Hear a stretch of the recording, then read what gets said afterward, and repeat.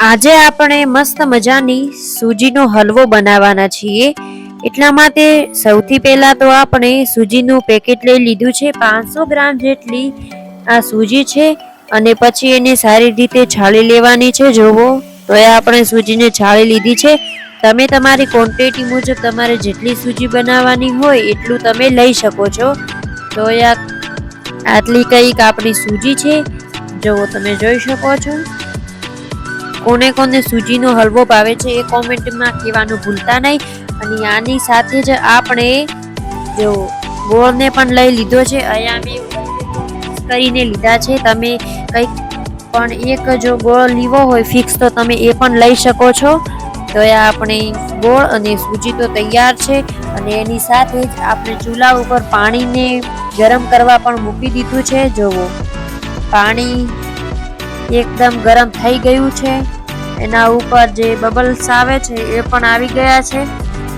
અને આજે આપણે ચૂલા ઉપર જ સૂજી બનાવવાના છીએ એટલે સૌથી પહેલા તો આપણે પાણી ગરમ થઈ જાય એટલે પાણીને પહેલા તો આપણે નીચે ઉતારી દીધું છે।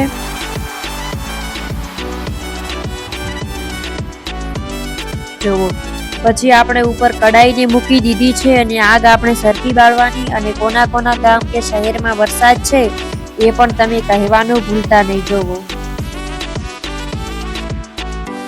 પછી આપણે એની અંદર ઘીને એડ કરી દઈશું। જોવો કેટલું ચોખ્ખું ઘી છે, કેમેરો પણ એની અંદર દેખાય છે। પછી આપણે જ્યારે ગરમ થઈ જાય ત્યારે એની અંદર આપણે ઘીને પણ એડ કરી દઈશું। જોવો આગને સરખી રીતે બાળવાની જેથી કરીને આપણી સૂજી તૈયાર થઈ જાય।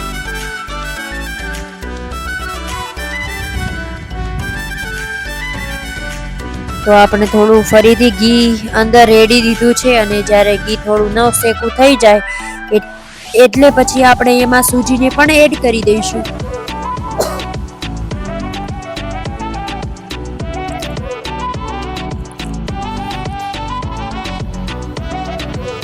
તો એ આપણે સૂજીને હવે એડ કરી દેવાની છે।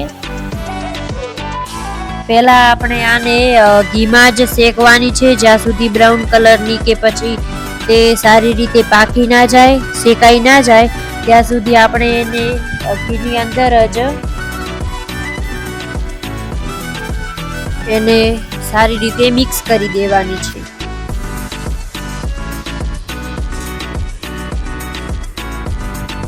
જોવો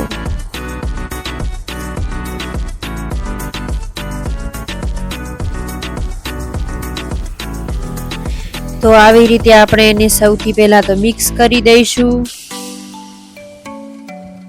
કંઈક આવી આપણે ઘીમાં ભળ્યા પછીની સૂજી તૈયાર થઈ છે।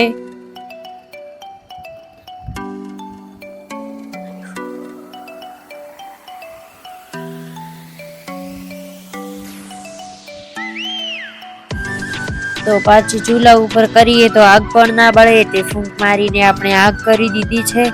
અને પછી આપણી સૂજી પણ ઘીની અંદર સારી રીતે શેકાઈ ગઈ હતી, તમે જોઈ શકો છો।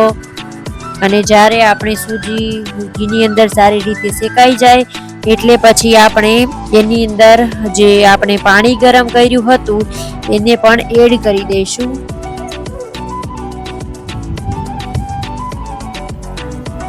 જોવો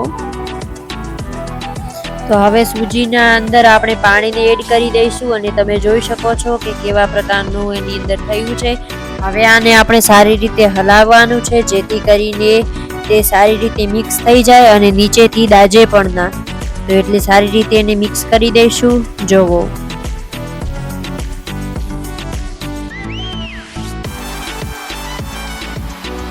સારી રીતે મિક્સ કરી દેવાનું છે આને।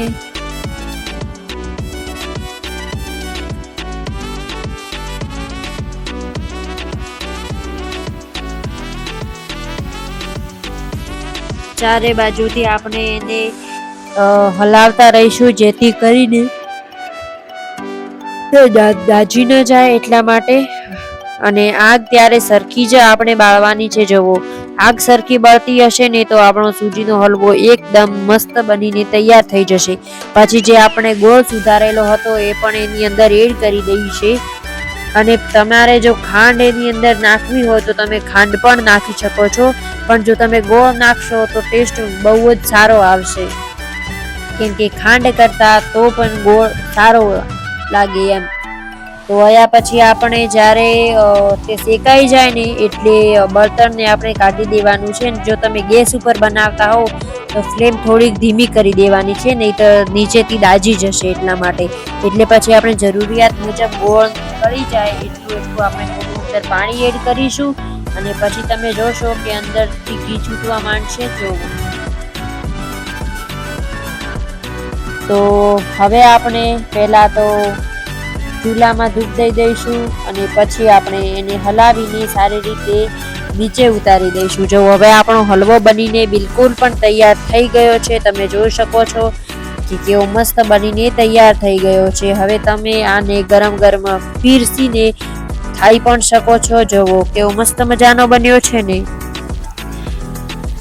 એકદમ સોફ્ટ અને મોંમાં જતા જ ઓગળી જાય એવો આપણો સૂજીનો હલવો બનીને તૈયાર થઈ ગયો છે. ઘણા ડ્રાયફ્રૂટ વિનાનો હલવો પણ આવી રીતે બનાવી શકાય છે અને ખાવામાં પણ આટલો જ ટેસ્ટી લાગે છે. જોવો કેટલો સોફ્ટ બન્યો છે અને જોવો અંદરથી ઘી પણ છૂટવા માંડ્યું છે.